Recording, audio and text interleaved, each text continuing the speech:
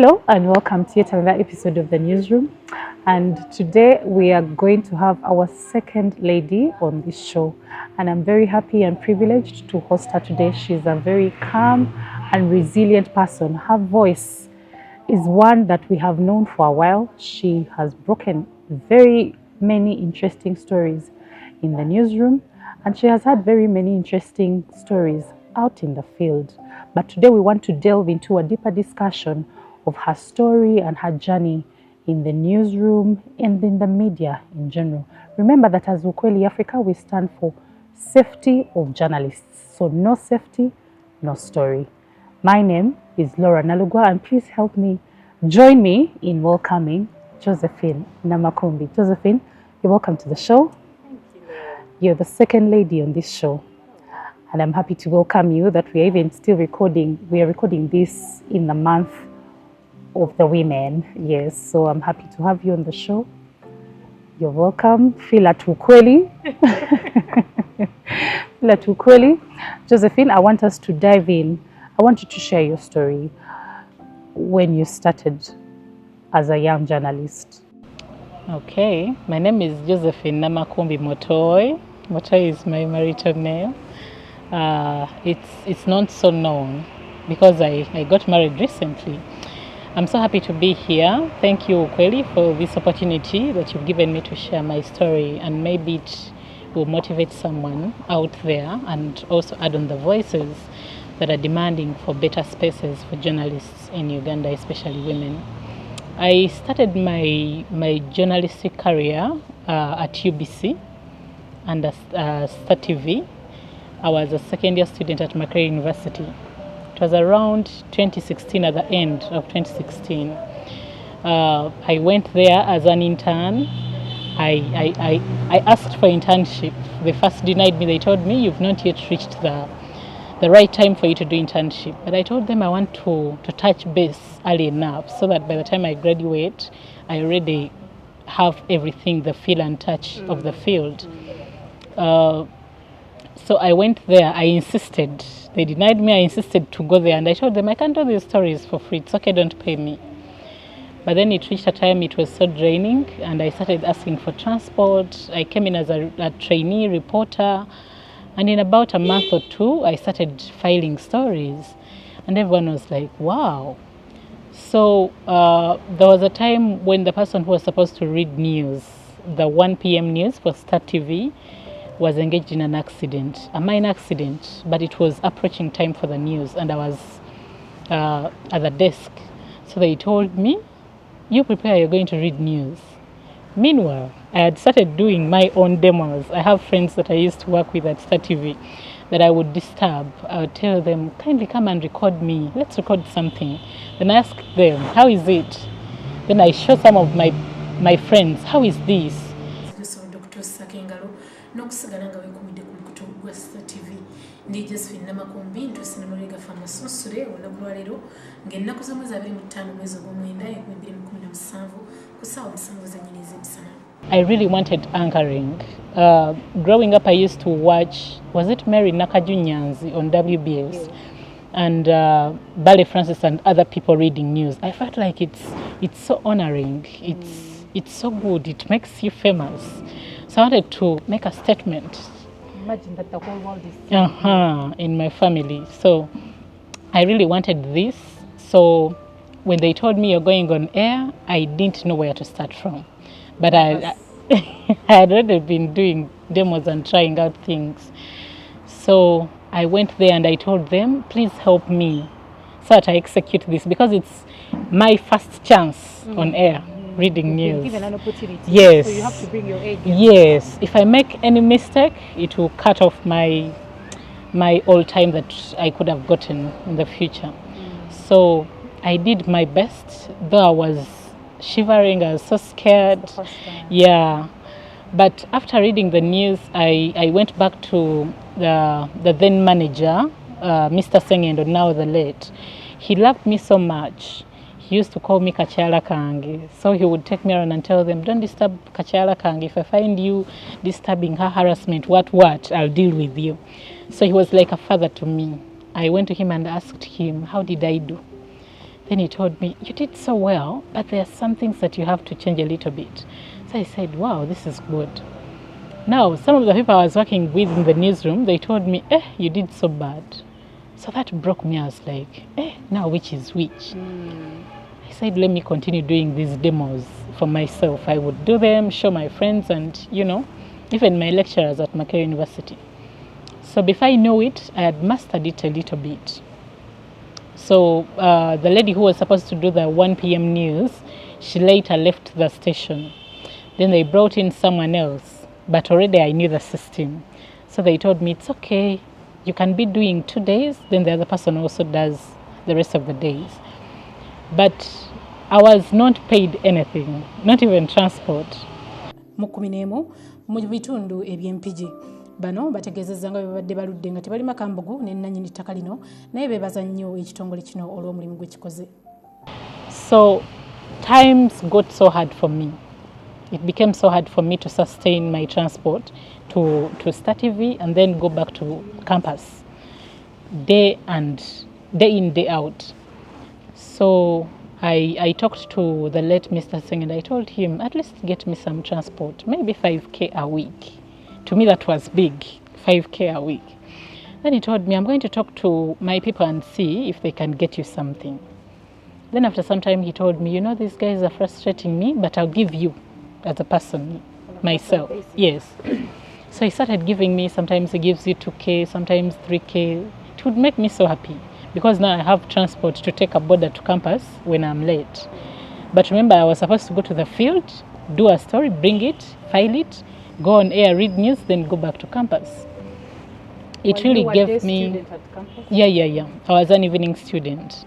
And in my class, I was the only working student in a TV. So everyone was like, wow, she has made it, but I was just starting. Struggling with your cooking. Yeah. So I did it for about a year. It was Mr. Sengendo supporting me then. So it reached a time when they were doing auditions to get a permanent anchor for the news. So I asked Mr. Sengendo, he told me, yes, we are planning to do interviews, but I think you should apply. Then I asked him, how can I do it? I don't have my papers yet. School? Yes. So he told me, it's okay, you can apply with whatever you have. Tell them, write in a letter, tell them you're still a student at Makerere, but you've been working here for a year. So I applied. The people that I applied with did interviews. I also did an interview, but it was not so intense like theirs because they were mature. Belonging. Yeah, but I was also already belonging in the station. So after the interview, Mr. Sengendo called me and told me, Josephine, it might not be good news to you now, but it's okay, take it. I've heard they're not going to give you the job, but it shouldn't break you. It shouldn't stop you. So I told him, what am I going to do? It surely demotivated me so much because I thought I had done enough to qualify to get this job. So he told me, it is okay, you can continue working. I'll give you when I can, but if you ever get any better opportunity, I'll give you the recommendation. I said, wow. So that gave me some energy. And at that time, I was part of the Media Challenge Initiative competitions for universities. So I was representing Makerere University. I went, read Luganda News. I performed well. Joyce Bagala was one of the judges on the panel, and Nalongo Bukira Rose, she works with UBC. She was one of the judges on the panel. So I did so well. When we finished the competitions and it was now the awarding night, I went there and everyone told me, I got some people telling me and tipping me off that come dressed so well because you're receiving an award. So I went, I borrowed some money on my phone, went bought a good cloth. Good dress.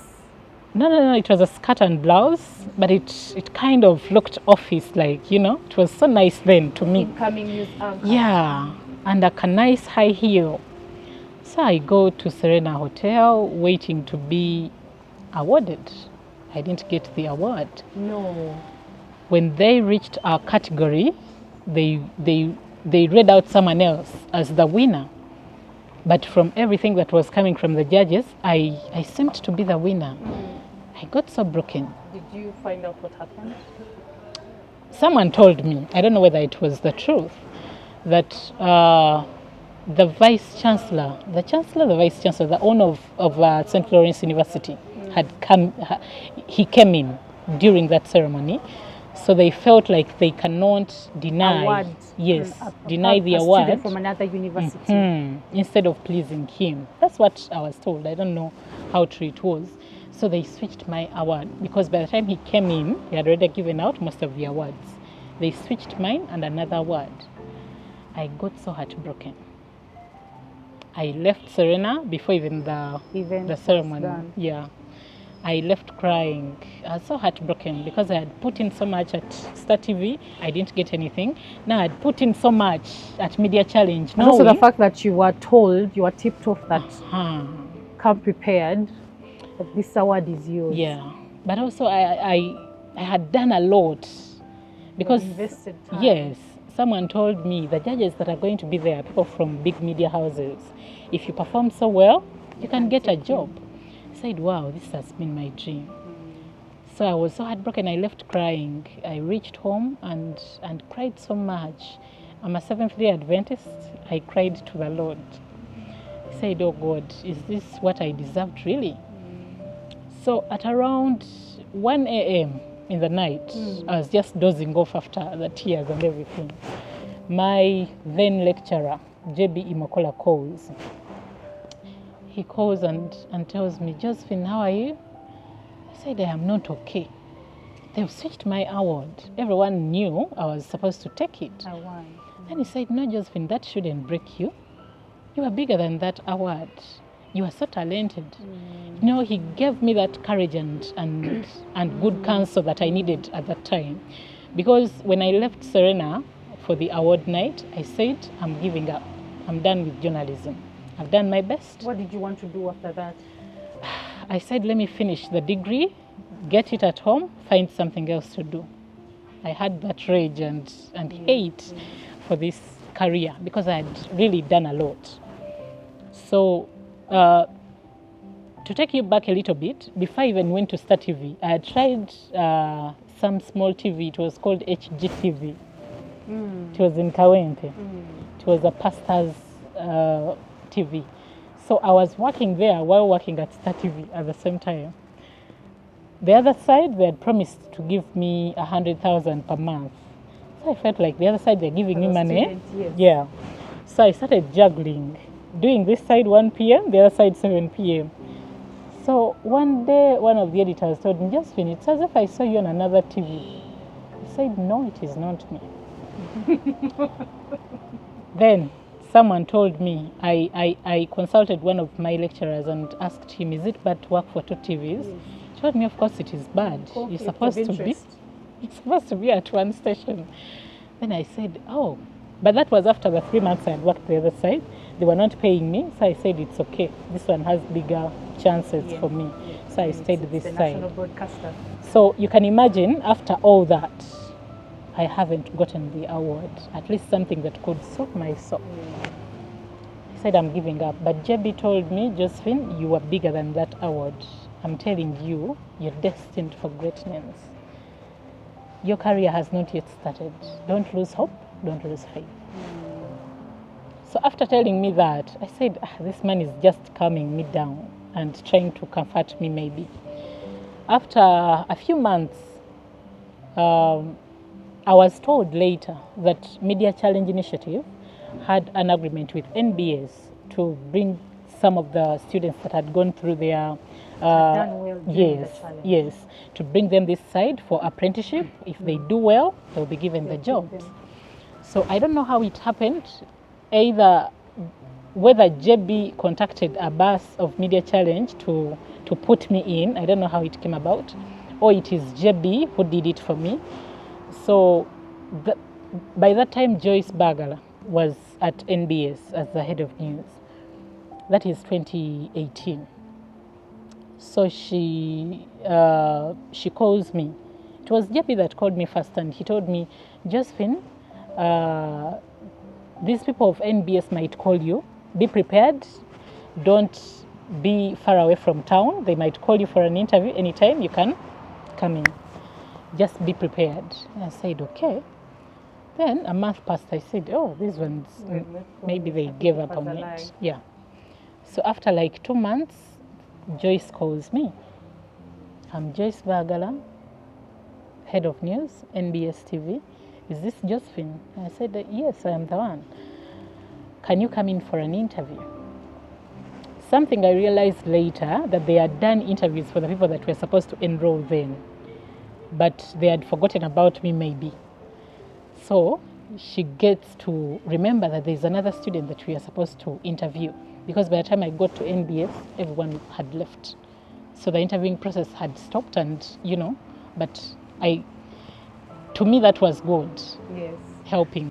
So Josephine, that time when you pick up your phone call, you don't know who is calling, and then you hear the name. How did you feel?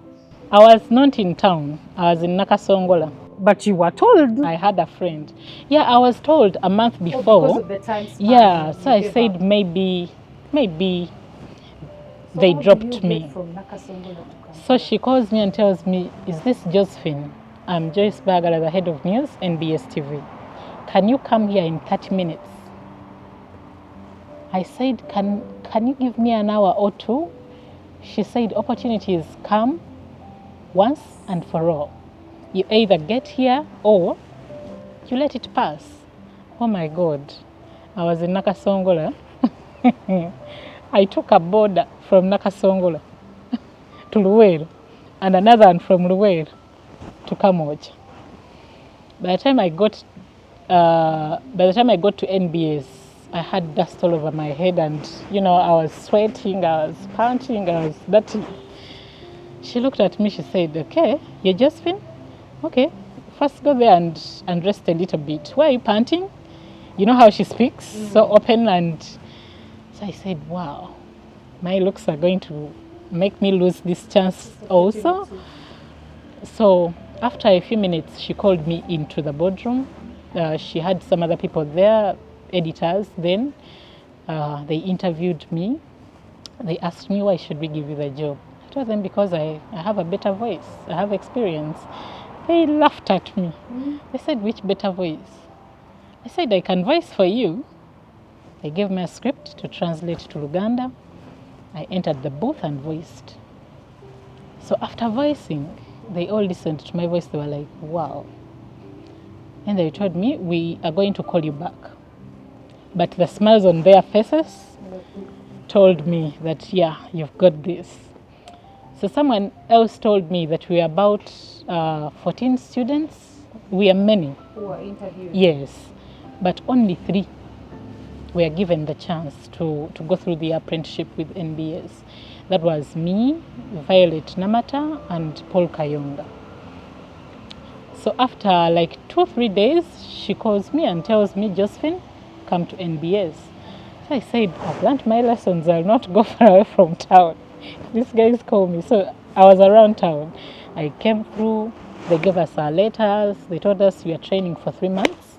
If you do it well, you've landed the job. I said, this is my time. This is the time I have to bring my A game. Yeah. So I gave it my all. In the first week at work, I voiced my story, and it was story number 2. Everyone was like, wow, who is this new girl? Everyone was asking around, who is this new girl with a good voice? So in the second week, I'm in the newsroom. Then the CEO comes down asking around, how are you guys? He used to move around the place, talking to people and engaging them and, checking around. So he came through and asked, oh, how are you guys in the newsroom? Is everything okay? Oh, what is your name? You're the Josephine. Wow, that's a good voice. Powerful. I said, wow, oh my God. I have arrived. So it really fulfilled me then. I said, even if I don't get the job, at least someone has seen me. Someone has seen the talent in me. Yeah. So Josephine, let's talk about your experience. You've now joined NBS after all this struggle, Yeah.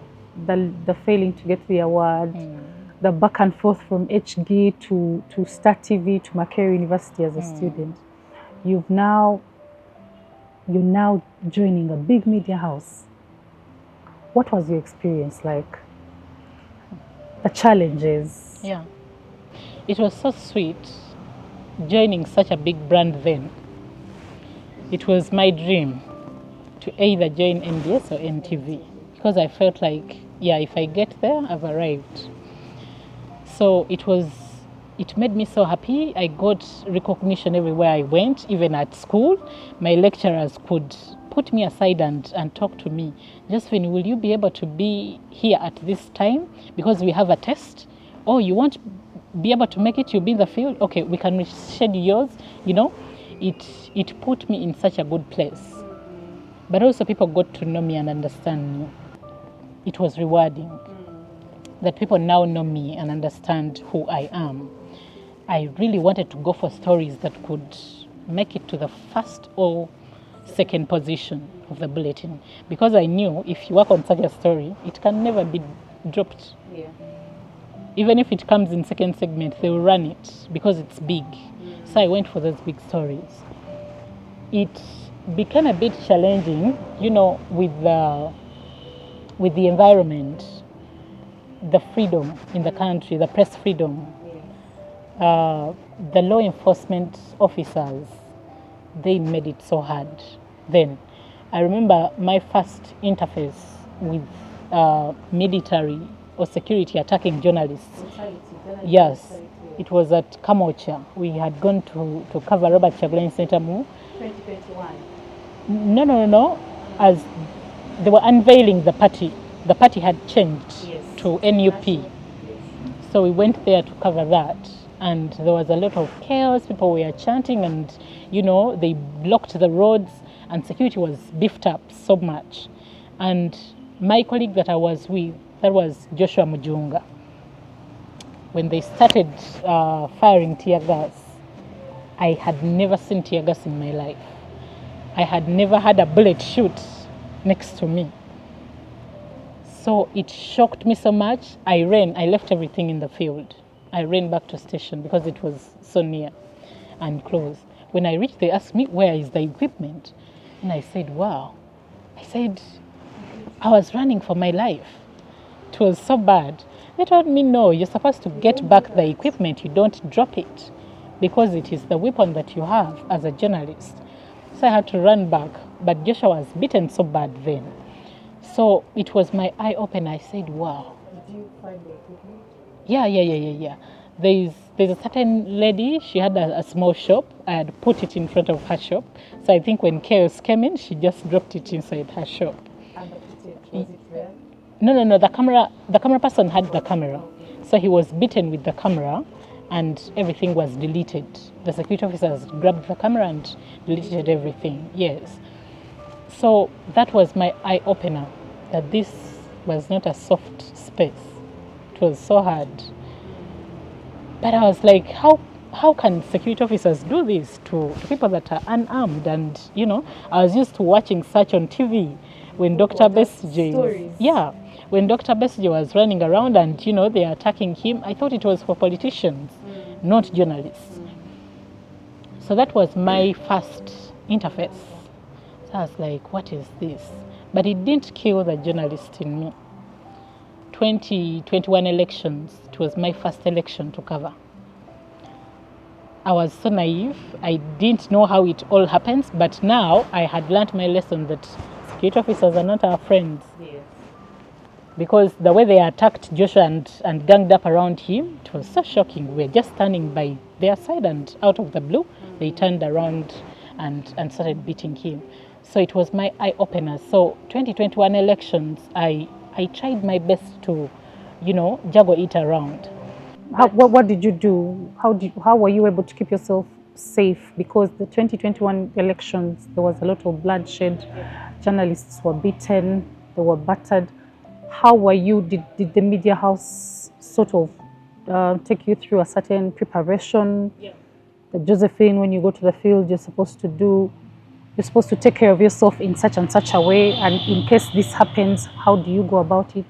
Yeah, we were given some trainings on covering elections. Some of the journalists that had covered previous elections came and told us their stories.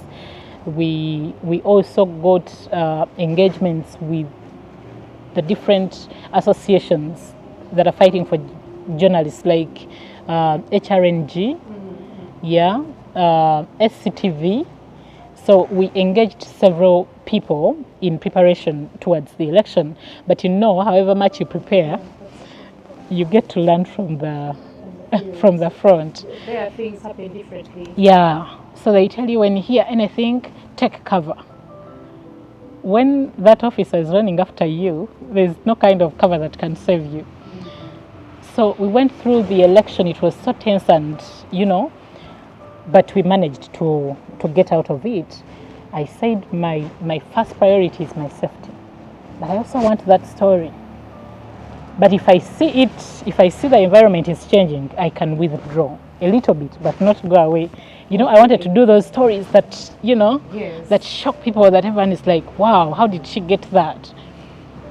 So after the election, I was deployed like any other day to go and cover the NUP president, Robert Kyagulanyi Ssentamu. He was filing a petition to the UN human rights officers. So I first resisted a little bit and told my editor, someone else should go. I fear those people, the way they've been handling journalists. And the first incident, Yeah. when they were turning into an independent political party. Yeah. But also even how they attacked journalists in that exact election. It was so bad. So I told my editor, can you switch me and send someone else? Then she asked me, who doesn't want their life that you want us to send there? Everyone wants their life, but just take those security precautions. So we left Kamocha peacefully. There was no sign of anything. I didn't take anybody armor with me, but I was well branded and identifiable. I went with my flat shoes because I knew it might not be so good. I was putting on a dress. So we reach Kololo, everything is okay. We find police and military. They used to say that military and UPDF, they are so disciplined, and they're not like police. But it was the other, yeah. So we find them, they block us with Kyagulanyi and the team. So we stepped backward a bit. So we engaged them like we used to do during that election. We engaged them. It is our freedom as journalists to cover. We cannot cover from the outside of the premises.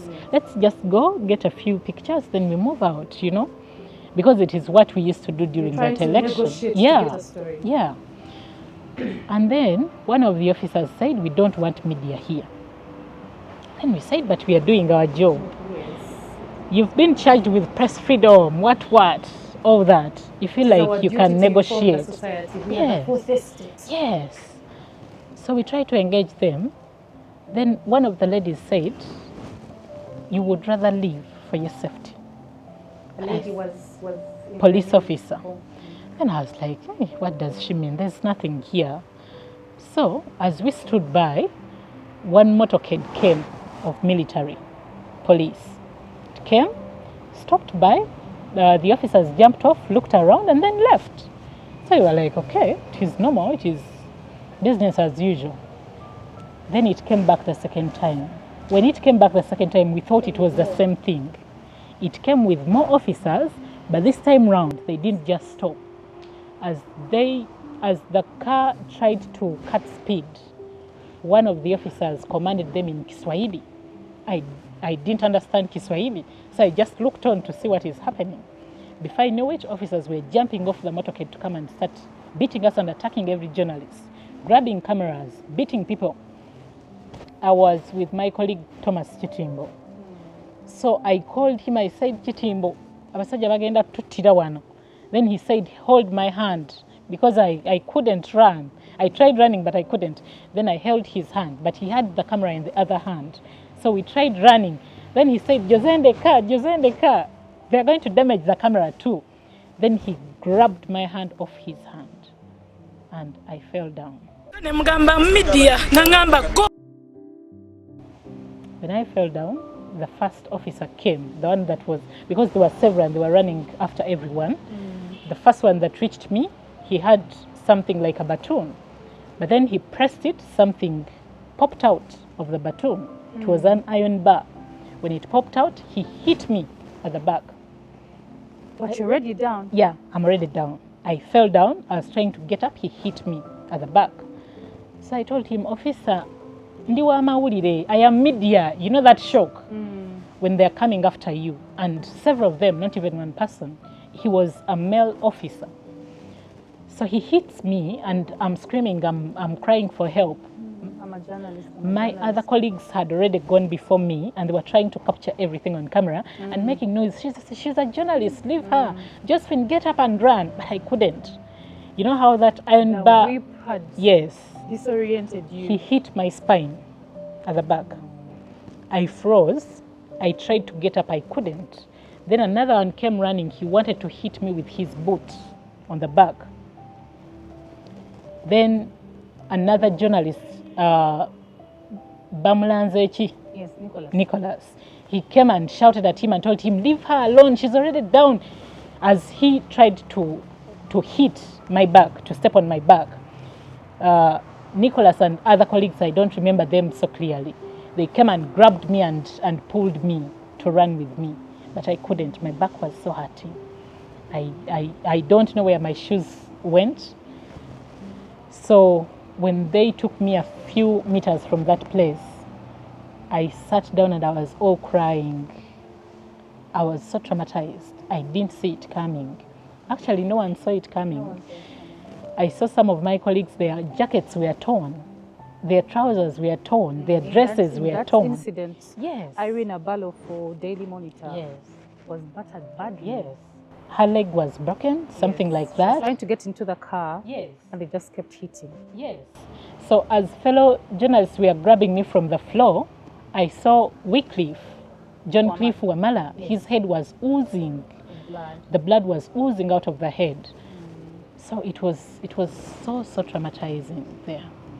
When they put me somewhere, we had to call station for a car to help us get us. They came, got us and took us to hospital. By the time I reached hospital, my phone was buzzing with messages and calls. Everyone was calling to see whether I survived because the pictures were all over social media. I remember when they were taking me for an X-ray because they wanted to, those batons, they don't damage the surface. They damage the inside. When the doctors looked at the surface, the body tissue was just reddish. There was no injury, like there was no wound, but I was dying of pain inside. So when they took me for the X-ray, they told me it hit the bone, the body tissue before the bone, beneath the skin, it was smashed. I already had issues with my back. Now it was getting worse. So after the X-ray, my dad called me and asked me, oyagala kusooka kufoli okove mawulire? It broke my heart. I said, wow.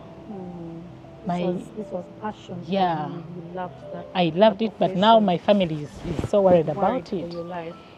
So we left hospital, we got treatment, but we teamed up as some of the people that were attacked. We said, let's drag this government to court. What was this?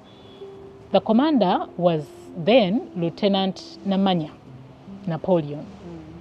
I still know his name and I've yearned to meet him one day. I want to face him and ask him, why did he have to do that?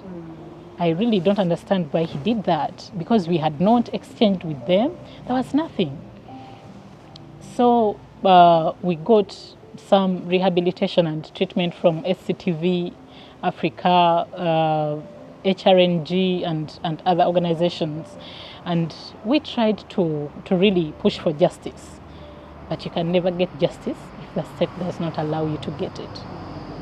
We went to court. They asked for mediation.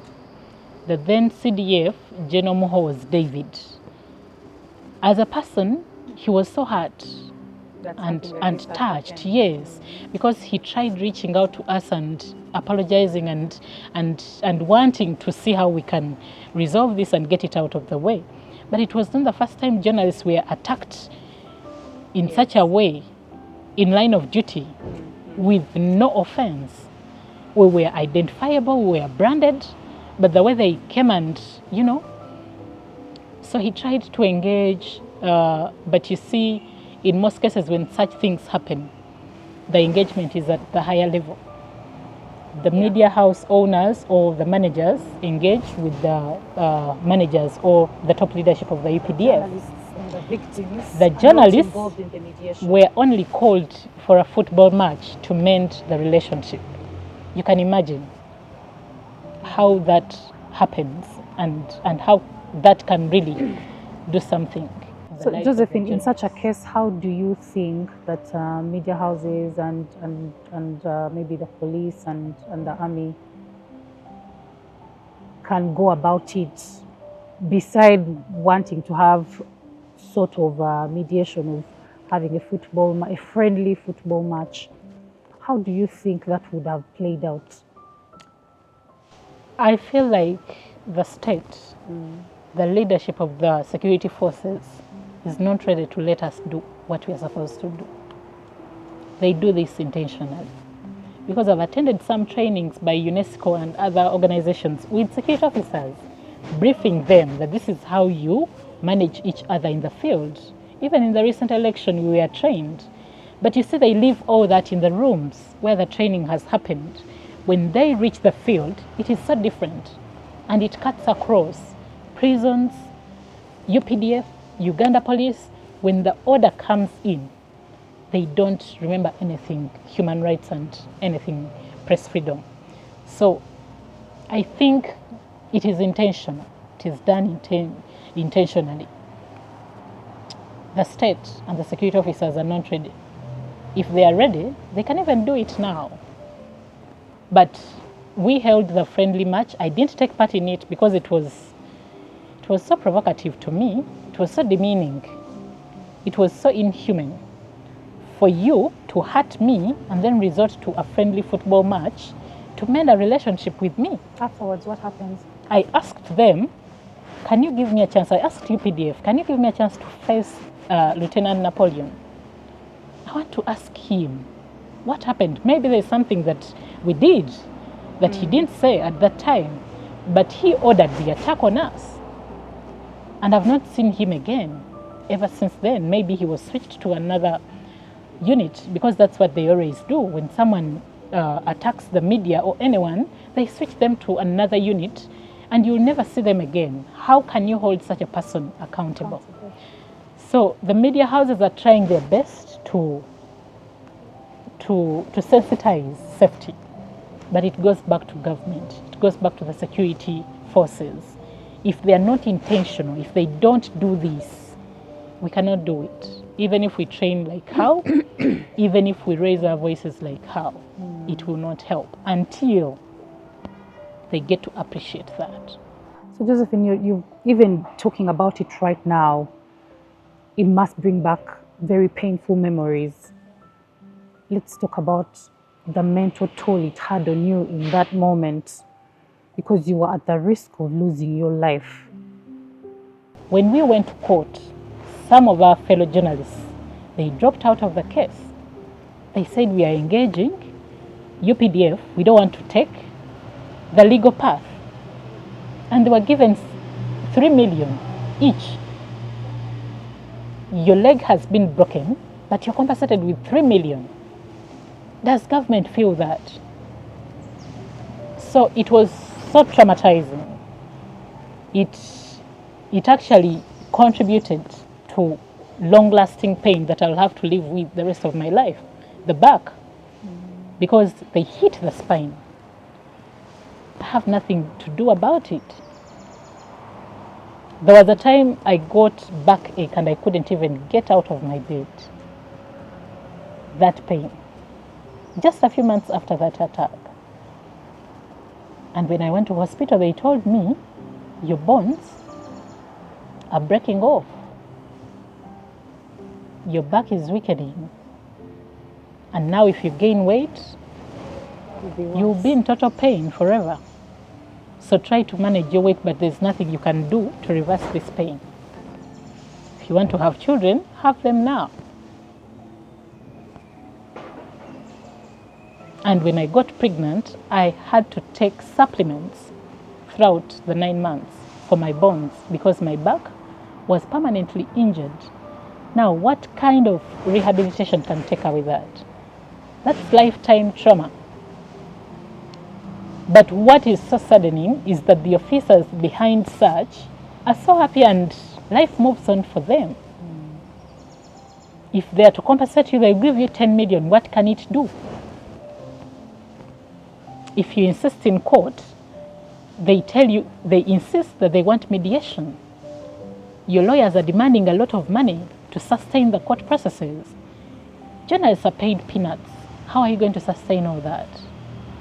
So at the end of it all, you bow down. Yeah. Let's talk about the payment.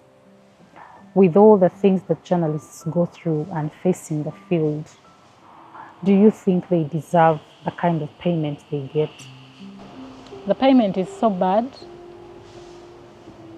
We are so happy about the liberalization and privatization of the media, but it has somehow injured the space for us because we do not have minimum wage or minimum pay. You find media houses where everyone is paid according to how they came in. However much work you do, they don't care. How did you come in? Who made the phone call? Who brought you in? How did you come in? You find someone getting a lot of money but doing very little work. And then you find someone doing a lot of work with very small pay. I think it does not motivate this profession and the people in it. I have been in the media for the last 8 years, but I've come to appreciate that it is so hard for a journalist to do anything developmental for themselves with the kind of pay that we are paid in this space. When Bale Francis died, we had stories of fundraising for his burial. But he was someone that we all admired, dressed on nice suits all the time, shaved beards, he used to look clean and smart. That's the picture that people see. And that's the standard that the media wants. They want you to keep the standard, but the pay is not, it does not match the demand. So at the end, you end up just surviving, buying food from the pay that you get. But also there are people that do not even have contracts. Many of them, most people in the media do not have contracts. I've been working with colleagues.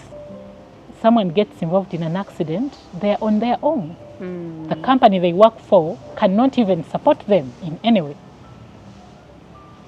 And others have been denied payment for the last 1 or 2 years.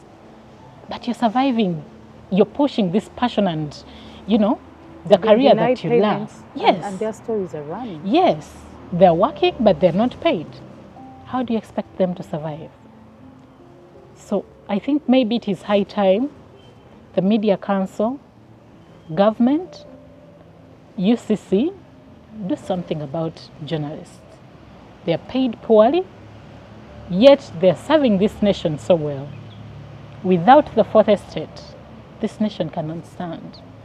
Because everyone in the world, everyone in this country waits for the news time to see what is happening in the media, to see what government did, to see what transpired where.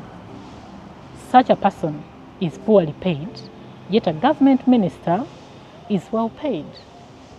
Yet it is you, the person who is supposed to transmit the information to the masses. when you find some people that take sides, you sometimes sympathize with them. Because after all, someone has tipped you off with something that can help your family survive. Maybe they're buying you out, but sometimes you sympathize with them because the pay is not appeasing at all. So I think it is high time a minimum pay is set. For a degree journalist, this is the pay. For a diploma, this is the pay. For a master's, this is the pay.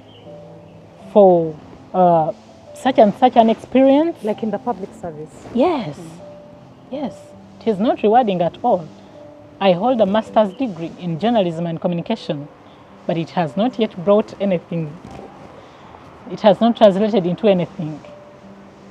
In my finances, I am paid the same way as a bachelor's, as a diploma holder, because the standard has not been set.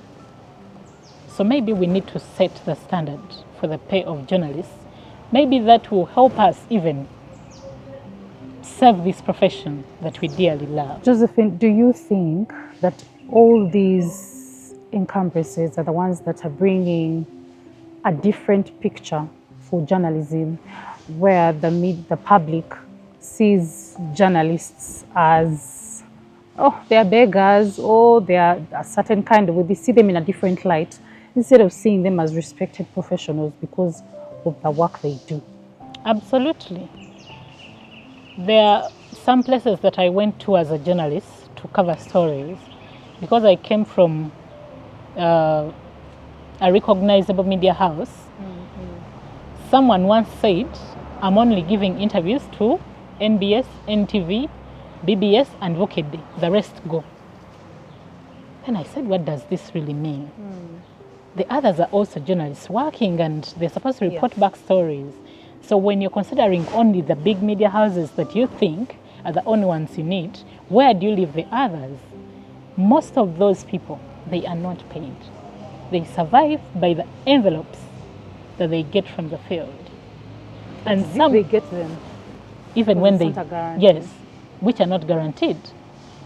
Some of them are just driven by passion. They're not getting anything. So how do you expect such a person to survive? How do you expect them to buy a suit and come to the field smartly dressed on a suit? Hair, have a clean shave. And then when you see some of the people, for example, I have seen some bloggers and you know, online influencers of some of these companies like the NRM and other big people in this country. You find someone well dressed with their phone, an online blogger, well paid, than a journalist in a media house. A professional journalist. A professional journalist with a bachelor's, with a diploma, with a master's degree. And then they find such a person, they meet in the same place to cover news. And when they meet, what do you think happens? They look down on them. Someone once told me, what are you doing in the newsroom? How much are you getting there? Why can't you come and join us this side? You know? So the picture comes from the pay. And the liberalized field. If you find someone, an influencer for the NRM, well paid, dressed smartly, and another journalist from a small media house trying to make ends meet, when this of the NRM belittles this blogger, I mean this news reporter of a small media house, and nothing is done about it to either increase their pay or come through for them or put up the standard that if you don't have a bachelor's or a diploma, you can't practice journalism. What do you think happens? It makes us look like beggars, yet we are not. So it takes me back to the Media Council, the UCC, and government. They have to do something about this profession. Okay, so Josephine, I want you to give your thoughts on the issue to do with mental well-being, more so in the newsrooms, because sometimes most of the times the trainings are done for the journalist who is going out to the field. The trainings are not done for editors, for the news managers, for the media house owners those trainings are not done on mental well-being or mental health. And the journalists will go out, like you have said, they have this lifetime trauma. And most of the times, after all this, you're discarded because now you are rendered quote unquote useless Your liability. for the, yes, you become a liability for the media house. But your mental health is wanting. Some don't even know which route to take after that because this has been their space. This is their passion. This is their profession. What do you think media house owners should do to also be involved in the mental safety, in the mental well-being of journalists and the safety as well?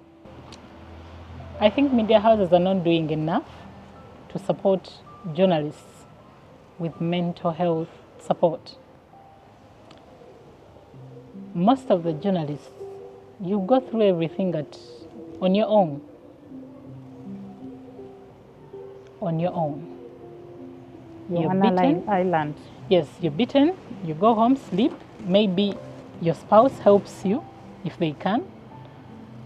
Maybe your children help you if they can. You can see how you're transferring trauma from work to your home.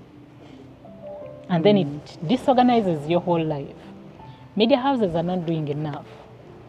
They only do it once in a while, but I think it should be a weekly basis thing or a monthly basis thing because people see a lot in the field. I remember when I broke the story of the bombing in Munyonyo last year. I had gone to cover Mass for Martyrs' Day in Munyonyo Basilica. Then something blasts outside the basilica. Moving out, it is a bomb. 2 people dead. And then your director is telling you, get there. I want a live link. I want you to tell me, give me the picture, what is there. So you're there, you're running around dead bodies and pieces. It was so traumatizing for me. I hated meat for some time because people were so smashed, you know. Now from that, you have not gotten any mental support from that. Where do you take that to as a journalist? At home. At home. Then that takes a toll on your family. What comes out of that? It's a vicious cycle. So I think media houses have to really do this on a regular basis. Train journalists, engage them with mental health experts. I had a colleague I was working with who wanted to take their life. They had a lot of pressure at work, they had a lot of pressure at home.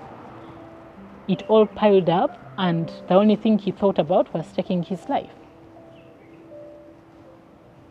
That shows you how bad it is for journalists in the newsrooms. So I think media house owners have to do something. Maybe a monthly engagement. Bring a psychiatrist or give them space to talk about those stories. Because when you talk about something, your heart weighs down. It gets that burden off itself. It really helps you. But also when you talk to a professional, they can guide you that you're taking a bad route, manage it this way. But if that only happens during elections, then it is so bad. So it should happen year-round. Yeah. Do a check-in on journalists. They only do it around elections and such times. And it is not, yes, it is not consistent. Not even by elections, by the way. It is not something they've prioritized, but it is killing many journalists. It is killing their spirit. It is killing their spirits. It is killing their passion. It is also killing their careers. Because how can I really support the newsroom if I have issues on my head that I've not resolved? But also, some newsrooms are contributors to those mental health challenges to the journalists. How? The people that are given these spaces and positions that are not trained in such avenues.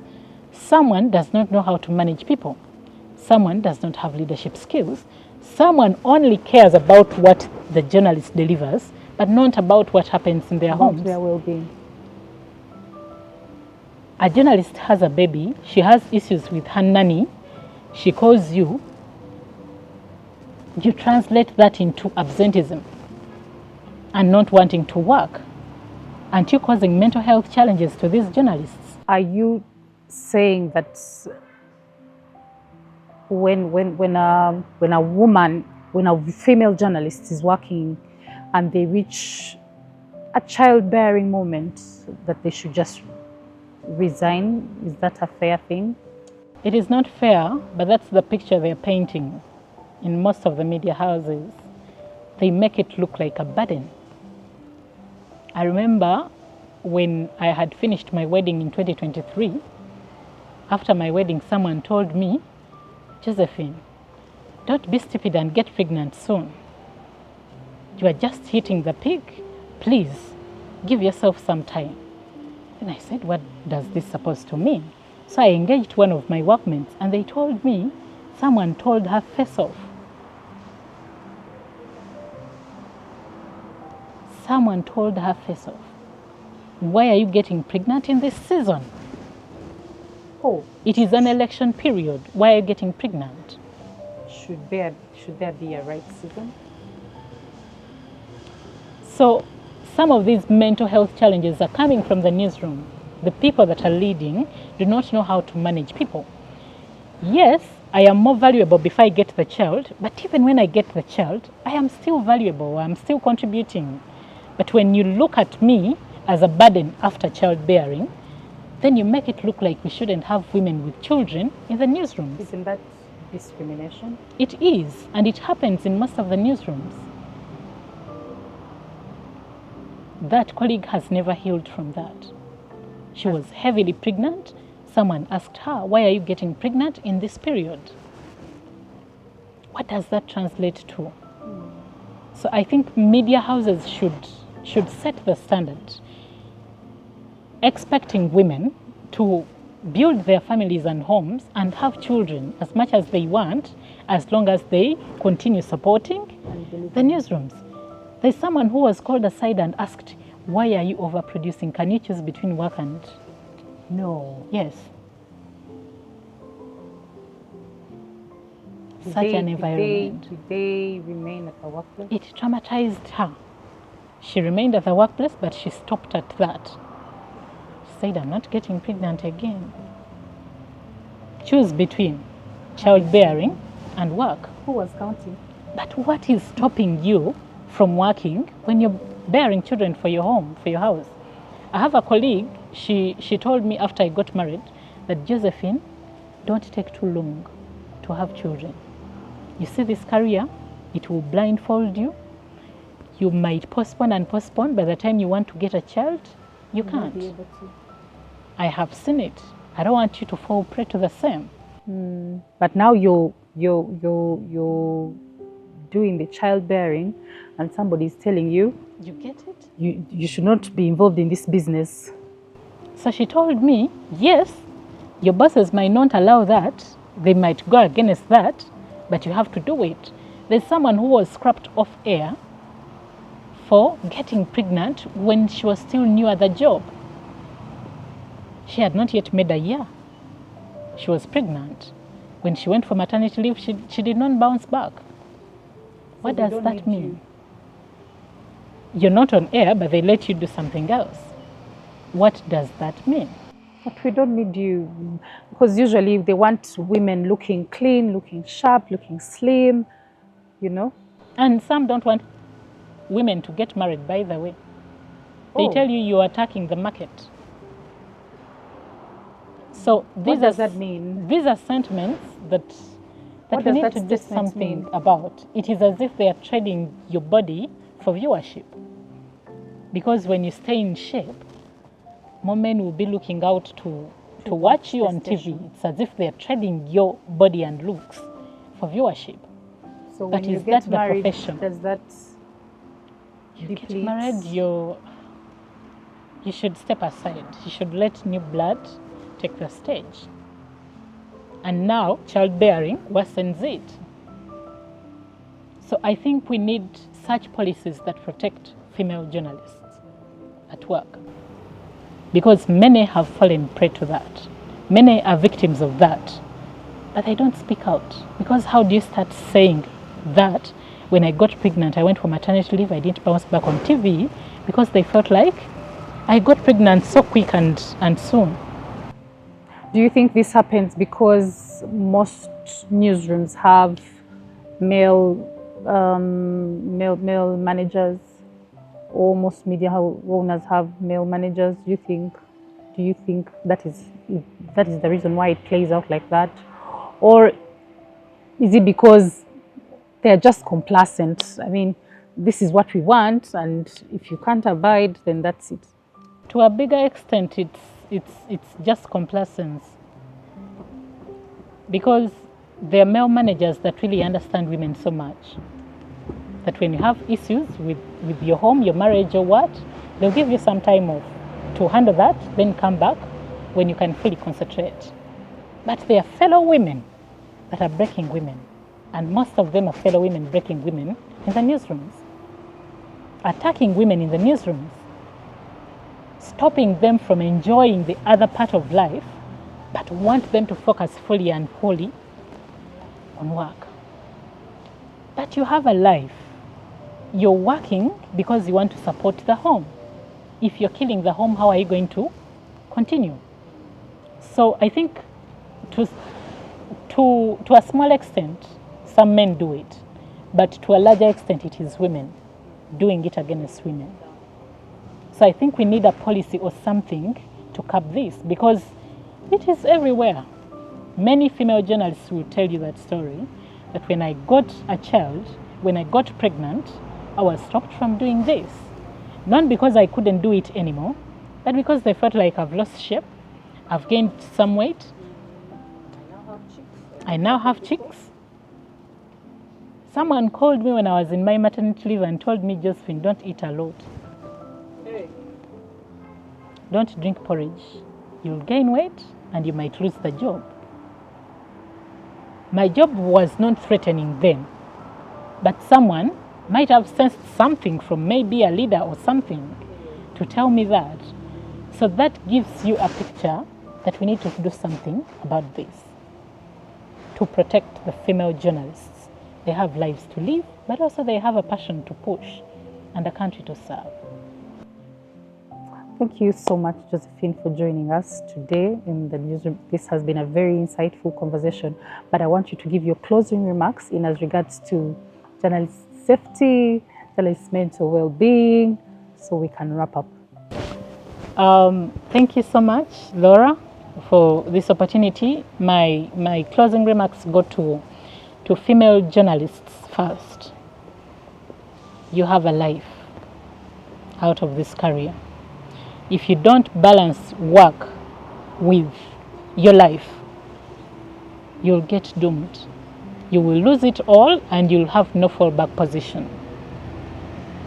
You will die sad if you don't do something about it. Balance your work with your life. To the leaders of the newsrooms, support the women. Don't break them. Don't fight them.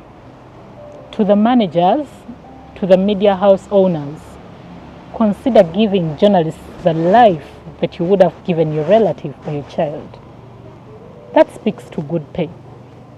That speaks to mental health. That speaks to support, social, moral support. That will make this profession a better place to be. But also to government and the security operatives. We are working together. We are not here to go after each other. If government can do something about press freedom, we will enjoy this career to the fullest. Thank you so much, Josephine, for sharing, and even sharing that part that is still painful, I could say, if I could say that. So thank you so much for taking off the time to come and join us here at the newsroom.